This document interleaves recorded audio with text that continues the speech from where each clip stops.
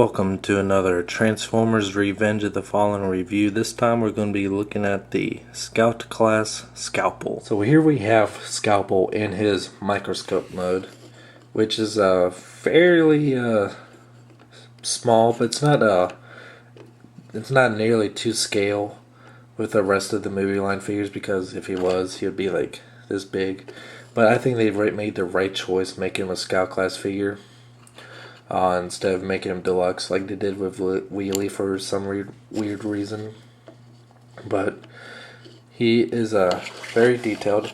You can, on this scope here, you can have him go up and down, and you can have him rotate around for if you really want to, which I don't see a point in that, and this does move it a little bit. And it would be to scale to say if a robot was using it, because if let's just get a old Ironhide here.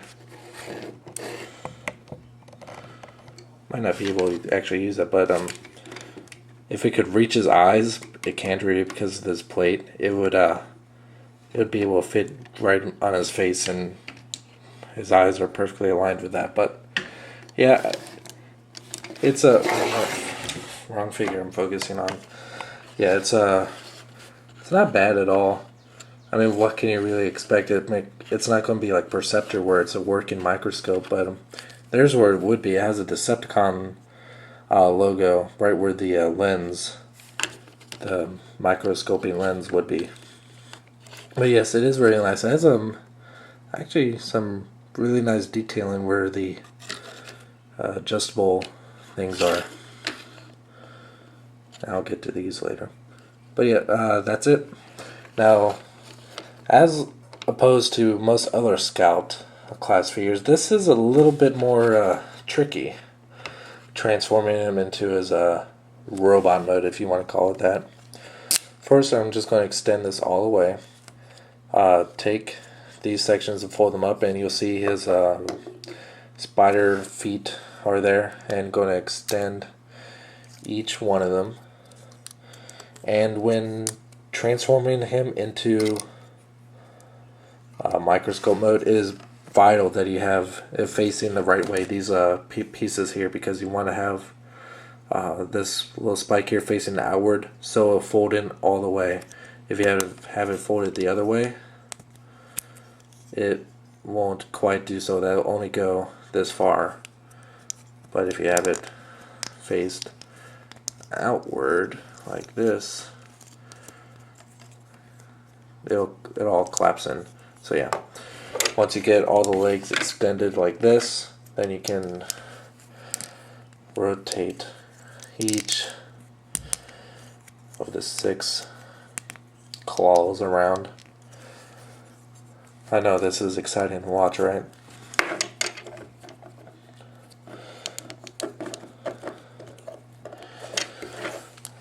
Till you get this, then go and take this whole section here and flip it down and around. I'll flip this little section up too, actually, before you do that.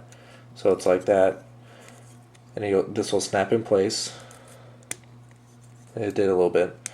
And rotate this around. Okay, so you got something like that, which really doesn't resemble anything yet. His little arms are stored underneath of him, and you basically just want to extend it and pull it around. Little tiny shrimp arms. And then these pieces fold down. Do you want to extend them, separate them and extend them on this little hinge here, then fold it down. Crap. Where'd it go?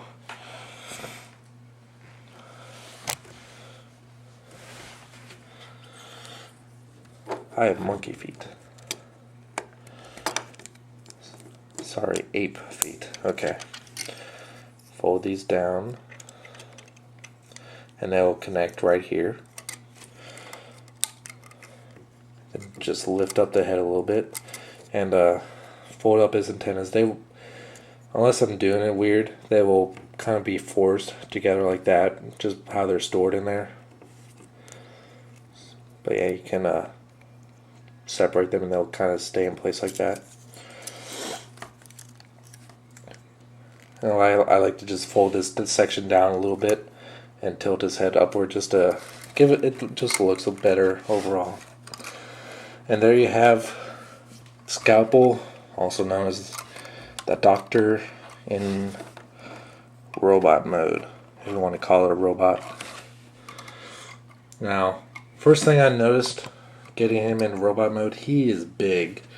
I mean, he's not as big as not quite as big as a deluxe, but for a scout figure, I was expecting him to be a little bit smaller. So just get a good comparison of what I mean. Here's a Dune Runner. Well, maybe he is almost as big as a scout. I really don't have a scout figure with me, but yeah, he's pretty big. But he is actually really detailed. I love these little kind of circuit board detailing that they put on his chest here. That's in the purple. That gives it a really nice feel. And I love the kind of his eyes are kind of bloodshot a little bit, but they're still red. Kind of gives them more of a mad scientist look. And these this clear piece over him just kind of gives him more of the look that he's wearing those big magnifying glasses like he does in the movie, as a mad scientist would. So yes, other than his size, I wish he was a little bit smaller, but other than that, I really like this figure. Next to Landmine, I can't really see him. Next to Landmine, he's really one of my probably my top 3 favorite Scout class figures, just because this is so unique. I mean, we never really had a robot design quite like this. Kind of this lop crab spider mad scientist microscope thing. I mean, it's really a first out of its kind. This whole there, it's not together properly, unless you have this tube, I guess, snap together properly. It'll kind of want to fold down on itself. I just wish on one thing I remembered that's as far apart as you can spread the feet. I think. Yeah.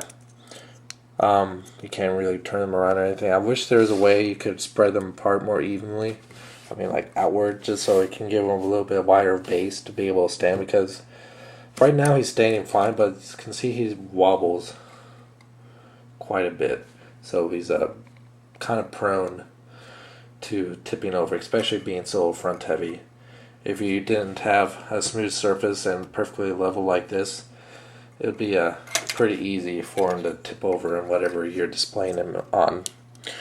But yes, I do recommend him. He is very neat for a Scout class figure. He is has a very interesting transformation, and is one of the most unique characters in the movie. I think he's one of the must-haves for just how obscure it is. But yes, I do highly recommend him.